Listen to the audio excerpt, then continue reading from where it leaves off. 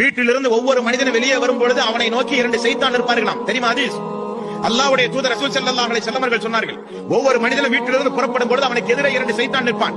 வீட்டில இருந்து வெளியே வந்த உடனே கையை பிடித்து யார் சீக்கிரம் அவனை வழிகெடுப்பது, அவனுடைய இபாதத்தை, அவனுடைய ஈமானை, அவனுடைய தக்வாவை, அவனுடைய ஹிதாயத்தை இன்றைக்கு யார் வழிகெடுப்பது? போட்டி 2 சைத்தான்களுக்கு மத்தியில்.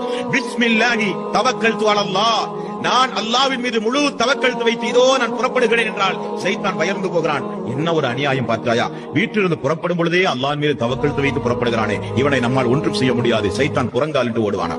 ரசூல் ஸல்லல்லாஹு அலைஹி வஸல்லம் அவர்கள் சொன்னார்கள், நோய் நொடிகள் நீங்க, துன்பங்கள் நீங்க, நாள் நட்சத்திரம் பார்க்கிற மக்களுக்கு, சகுனம் பார்க்கிற மக்களுக்கு, ஜாதகம் பார்க்கிற மக்களுக்கு ரசூல் ஸல்லல்லாஹு அலைஹி வஸல்லம் அவர்கள் எவ்வளவு அற்புதமான துஆவை எல்லாம் அல்லாஹ்வுடைய தூதர் கற்றுக் கொடுத்தார்கள். அல்லாஹும்ம லா யஅதி பில் ஹஸனாத்தி இல்லா அன்த, அல்லாஹும்ம லா யஅதி பில் ஹஸனாத்தி இல்லா அன்த வலா யத்ஃபஉ ஸய்யிஅத்தி இல்லா அன்த வலா ஹவ்ல வலா குவத்த இல்லா பில்லாஹ். யா அல்லாஹ், உன்னை அன்றி எனக்கு எந்த நன்மையும் நடக்காது, எனக்கு எந்த தீமையும் நடக்காது. என்ன துஆ!